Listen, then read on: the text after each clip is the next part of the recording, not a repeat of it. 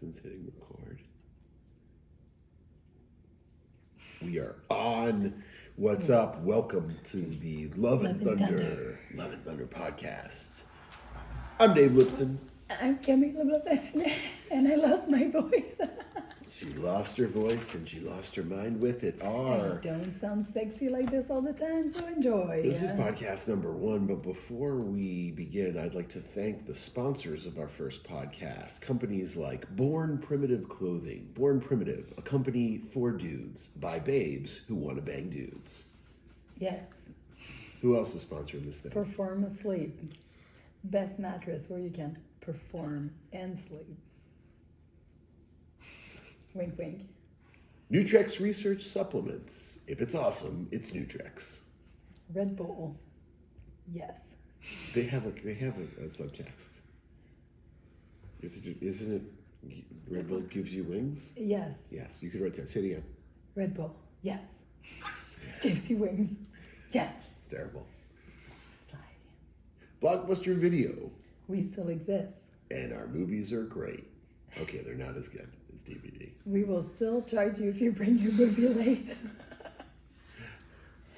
That's so funny, Cam. That's so I funny. didn't think it was so funny. Bob's Discount Condoms and Rubber Toys. Work 60% of the time. Do you mean 60% of the time they work every time, Cammy? Is that what you were trying to say? How the turnstable It's a terrible percentage. We got a fun podcast for you guys. Podcast conversation. Hopefully this one goes well enough to actually put out there to people. Our first one bombed. We got done with it. That was too fucking boring. But this one is going to be great. So here's what we're going to talk about today. We're going to begin by telling you a little bit about our Hypertrophy for Functional Fitness seminar traveling around the country. We got a couple coming up, and we're going to dive into a little bit about what that is, who it's for, and all the cool things we do there. Then we're going to get into some training content, some new training methods. Blood starvation. Blood starvation What sets. What does that mean? And how You're do we... going to become a vampire, and you're going to stop drinking blood. No. Okay, yeah. And then you get very angry. Exactly. It's basically witchcraft, oligarchy. And lastly... Yeah, what? We're going to talk about... oh, that's right. We took a little journey into Mushroom Town last night. Deep into the forest. Yes, that happened. And, yep. Dancing full-size adult babies everywhere. It was something. Okay, so let's first get with these guys a little bit about our Hypertrophy for Functional Fitness seminar. So I was running these things by myself. I would do it with some guests sometimes. So I had Stan Efforting on. He would tour around with me a little bit for it. And I was gonna maybe run it solo. And then you came in and you said, "Hey, Dave, why don't we take it from pretty good to amazing?" Well, thank you. And you joined the squad. I joined the team. You joined the squad. I love you, and I would much rather do everything with you. It's also cool to get the female perspective on hypertrophy training or bodybuilding, because I think just as many girls are probably interested in this stuff as guys, especially when it comes to aesthetics. I think there's I would like to see on paper exactly how many girls do fitness, but I feel like the majority of girls overall do some fitness and physical activity. I would guess probably most of them. Well, probably 99% of people, and you're saying okay, there are a tremendous amount of girls who are interested in fitness and go in the gym, and I think of those people that go in the gym, probably 99% of them, like you're saying, are there for some derivative of I want to look good and feel good. But usually look good comes first, not before feel good. It's not like I want to perform well and look good. No, it's look good first. Yes. That's number one. I want to make me look like a hot Hollywood actress or those girls on Instagram. There's too many filters. Well, I feel like unless you're doing collegiate sport, you get into fitness because you want to look a certain way, and then you kind of get obsessed with health, and you're like, wait a second, this stuff makes me feel better. But if you come from collegiate, you're I want to get scholarship and this and that, so the fitness gets you there. Yeah, exactly. It's it's performance training. You're in the gym training specifically to translate to your sport, whatever you're doing outside the gym. But sadly, I do feel like there's so little resource for women out there. Oh yeah, in terms of I feel like the whole fitness industry has been built by men and like kind of focusing on certain thing, and they do feel like the whole side of like female hormones and how our body change. Like me and you, if we eat the same thing, like our body's gonna go in like two complete different ways. I agree with and you. It just doesn't work, and I especially love in that the world aspect of looking at how the female body responds of to like weightlifting different and things. bodybuilding. The information, I feel like it's almost always kind of pushed towards men. Yeah. And the thing is that whether you're a bodybuilder or not, usually if you're reading fitness magazines, that's the information you're getting. Yeah. You know, you're getting bodybuilding information for dudes, but there's nothing in there specific to women about understanding hormones Well, and how your women body is like responds. always, I feel like it's always marketed in a way that it's like played on their emotion, the new like healthy thing, but that is not healthy in fact, like most of the time. It's usually an easy pill kind of thing. Well, Right? yes, instead of building like and teaching them the foundation Yeah. and like metabolism and like why you would do something to get what, it's always like, oh, everyone right now like kombucha is the new thing. So like you see all those beautiful women in those publicity, they're like all running and skinny and healthy, looking healthy. It doesn't mean that they are. And then they're drinking kombucha. Kenny, at I'm home, going to you're take like, this fishing rod, I'm going to Yes. throw it out to you, and I'm going to hook you, and I'm going to reel you in Yes. back to our conversation Yes, I'm about the seminar. sorry. So, Yes. I got a big one. There's a tuna on the we're line. going to talk about that stuff at the A lot of people seminar. might be wondering, like, what is the actual seminar like? Yes, so, please. well, first, it's a combination of like classroom learning, Yeah. more lecture style type of stuff, whiteboard diagrams, a lot of exercise science, a lot of physiology, a lot of different types of training concepts, where you're just kind of sitting down, taking notes, and asking questions. And while I get super excited about that, I know a lot of people, while they may not be like classroom geeks, a lot of the information is so new and cool It's that a it lot, becomes yeah. exciting. By far, the best part is getting on the floor with Apply, these guys and taking athletes, a lot of them who have experience in the gym. They've been going to the gym for years. Maybe Yeah. they're CrossFitters. They're familiar with the foundational, functional movements and intensity and that kind of stuff. And taking these people who have maybe probably trained a certain way for a certain amount of time and think they know quite a bit, and then showing them a completely Yeah. different way to do it that totally kicks their ass. Because I think what a lot of people think bodybuilding is, it really is so much deeper than that. Yeah. Especially if you know what you're doing and you're doing it right, it's insane. And so being able to It's kind really of hard and really fun. pull the curtain back for these guys, like Alice through the looking glass, and being like, holy shit, there's this whole other thing that I can do, not that dissimilar to the way I've been training, that can completely not only maybe heal my body, Yeah. you know, help me come over injuries or give me more contractile potential and build up my physicality, not to mention looking like a Greek god or whatever. There's this thing that I can do that I just never even thought of training that Yes. way.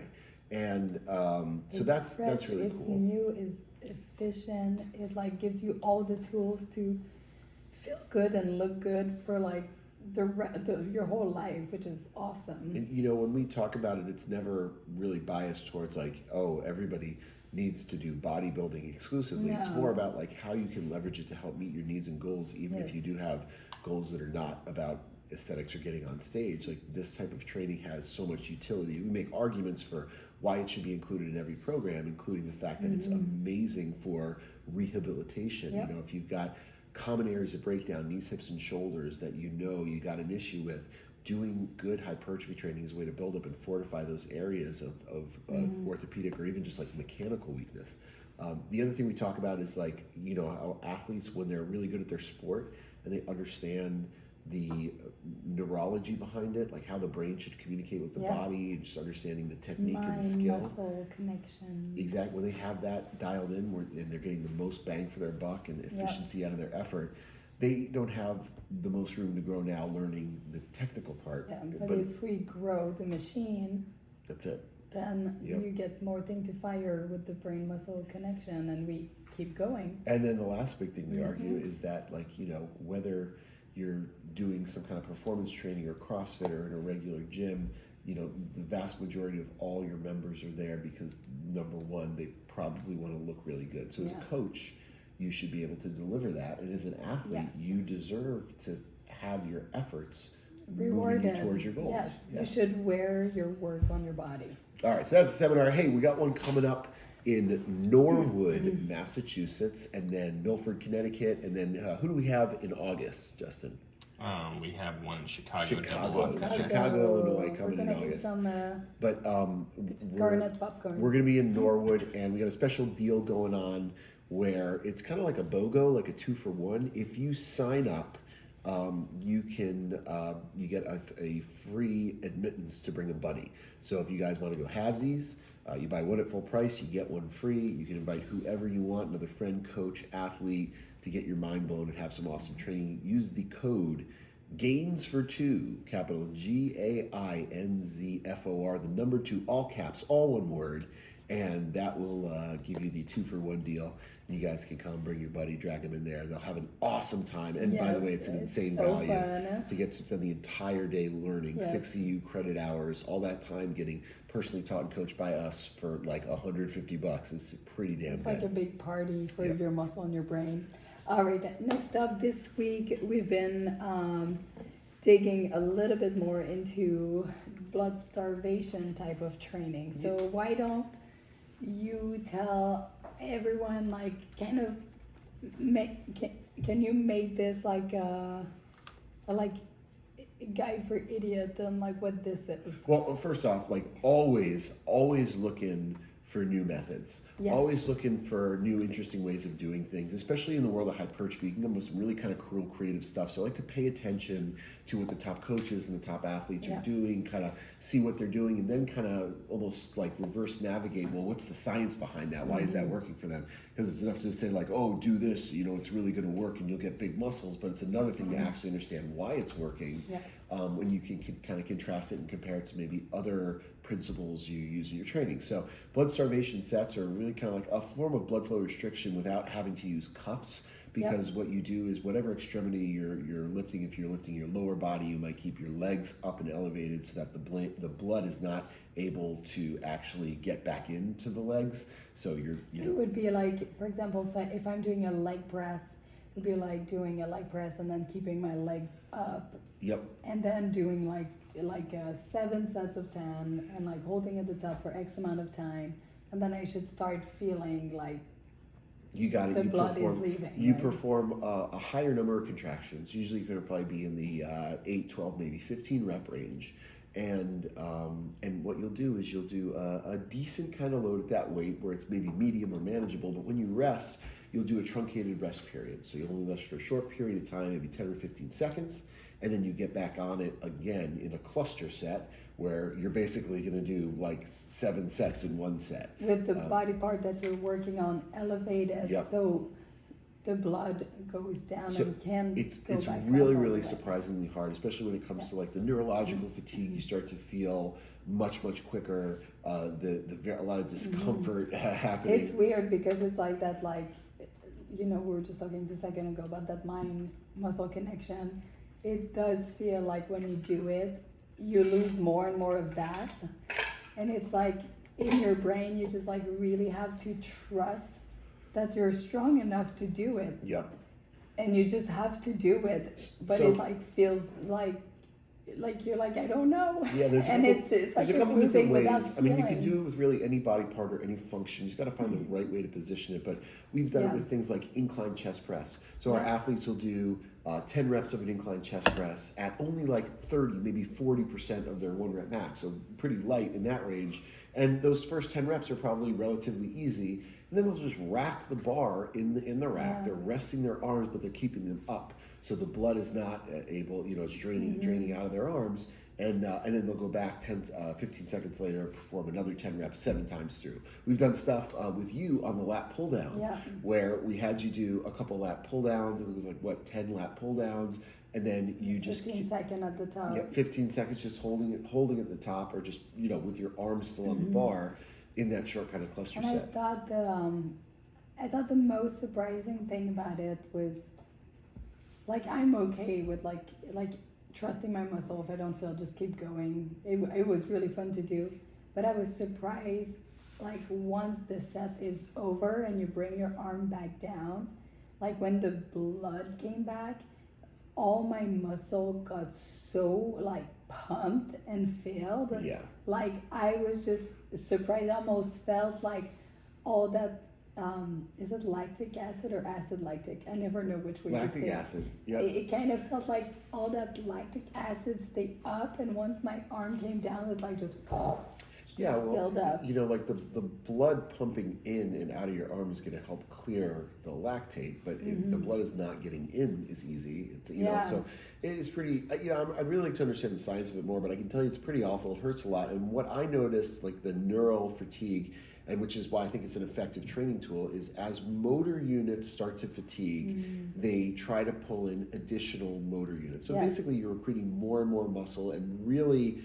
training those fibers to work synchronously a little bit better too. And the fact that it is that it's like the body is desperate to like get more things involved to make it happen. So you get way more benefit out of the training. Exactly. Like and that kind of like high rep, short rest, you know, voluminous light training is going to create the metabolic stress where you get the protein enzymatic responses in muscle. It's really going to help them grow. So I think it's cool because I'm always looking for ways not to like make a heavier weight feel easier necessarily, but looking for ways to find and take a lightweight and make it really hard. I think that's a big thing about what like we both do. I feel like we're kind of obsessed in how to get the adaptation we're looking for in like the safest, most efficient way possible. Because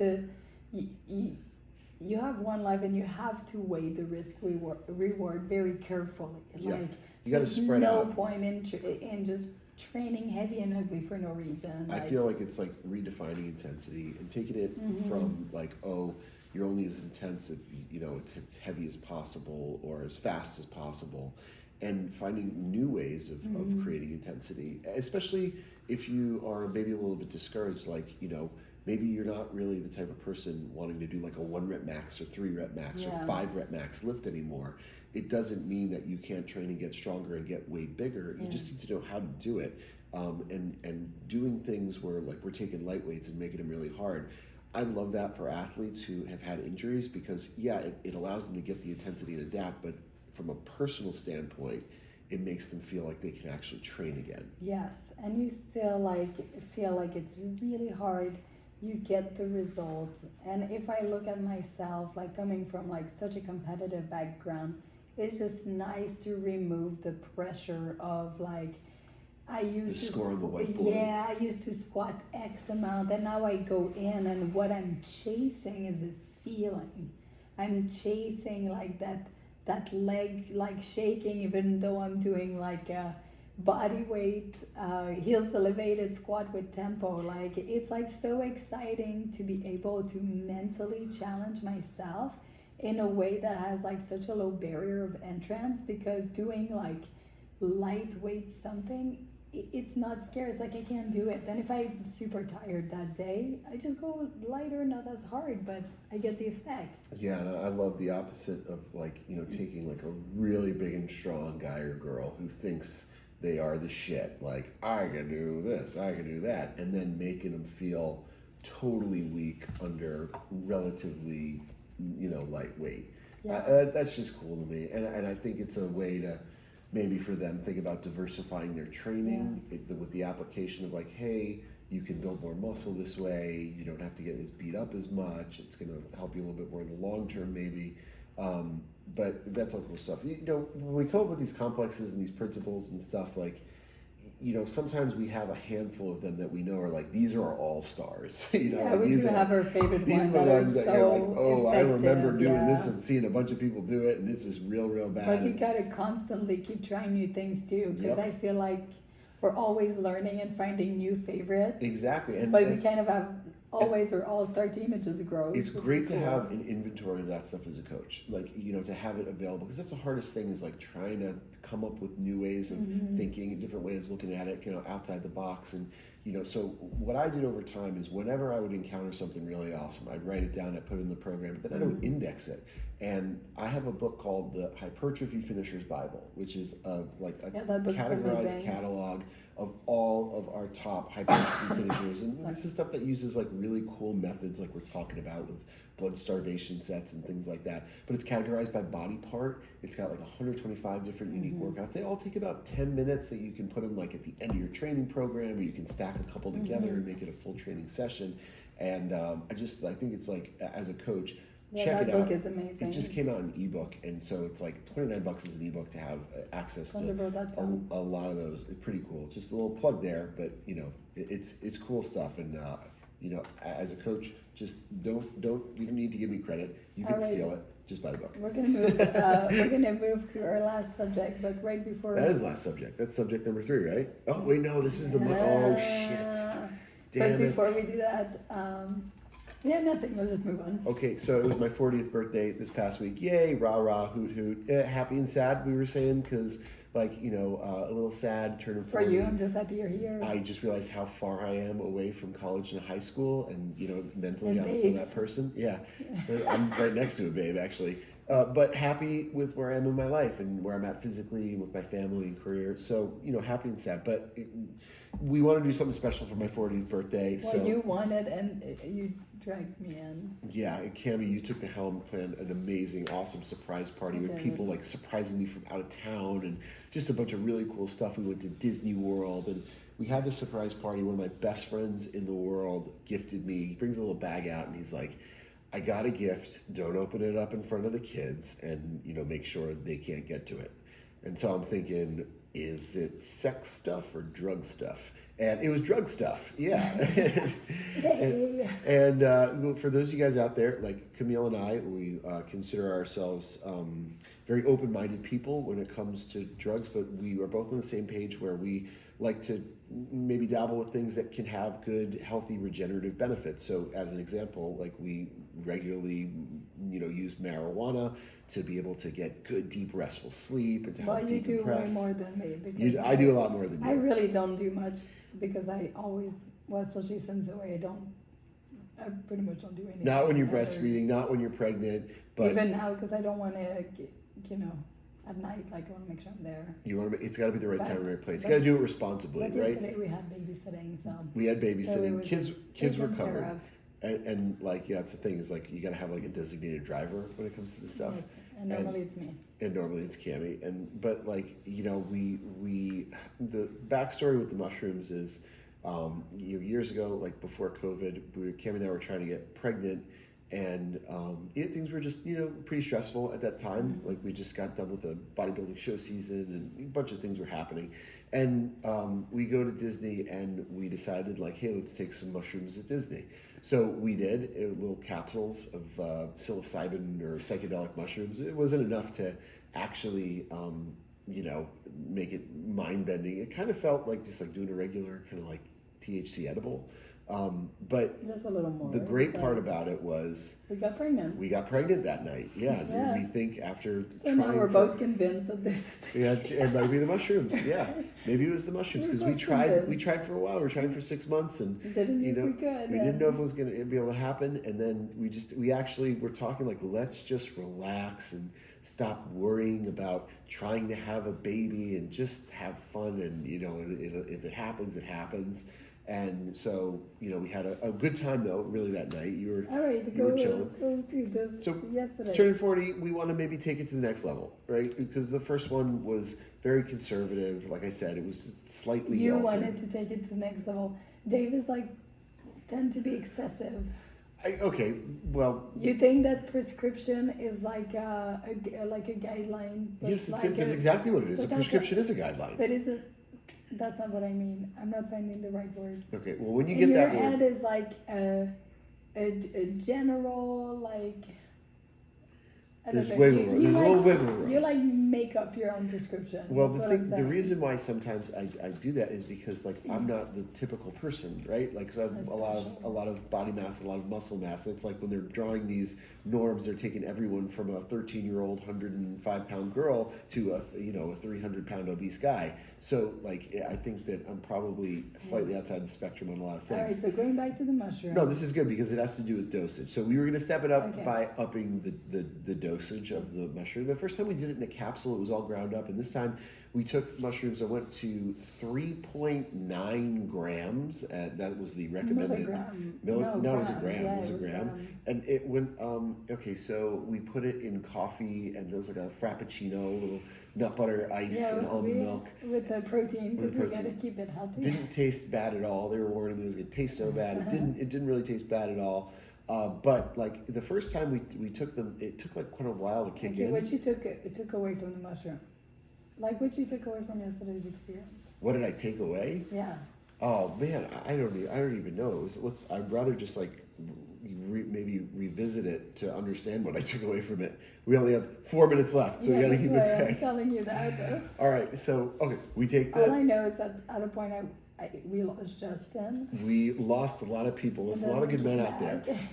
So very very quickly it kicked in. I'd say like within like 15 minutes, and then the lights started getting weird. I started spinning my head around like a top, and it was just, everything was kind of blurring together. And then Cammie's head, like just the perimeter of her head, kind of was like glowing or fluttering. It was kind of like if you ever seen like propane gas shooting up into the air. It was kind of like that, like wavy, like that.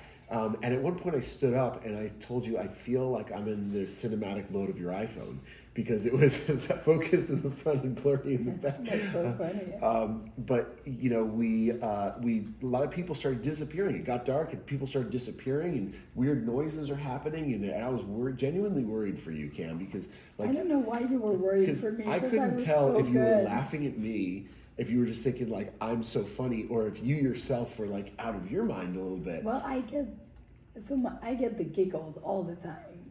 That's my thing. And you were had a giggle attack. And you were my giggle trigger. I So didn't anything you did, I thought. Actually, I even if I liked did it. nothing, even if I Yes, just did yes, you nothing, you looked would at lose me. it, and I would Yes. think like, what is going But on? I wasn't laughing at you. It was like you. I just love you, so I don't know. Okay, so Yeah. what have you? We come back inside. It was so hot outside, and I have sinus infection, and then I was sprayed off. You know, the bug spray, and I Yeah, you feel thought like you I had had like an an allergic allergic reaction to it. I reaction. felt like it was like in my eye, in my mouth. So I came inside, and I was like, you know, we sat down on the floor, and it was really nice. Like I was like, I just want to be with my close friends, the people it was I really love. nice with your and friends. and we sat and we gifted each other. So I said, you know, you guys gave me all these gifts, including one of our staff members and friends, Justin and Hannah, gave me like the sweetest gift with like Nike shoes with Thundr embroidered on them, and I can't receive a gift well, and it was just I just couldn't handle it. You cried. But so we get in the circle and we're like, I'd like to give you guys gifts. So we just like looked in each one of you guys individually and told you what I just love about you, what I see, the way I see you through It me. was like it was just like gift of truth, like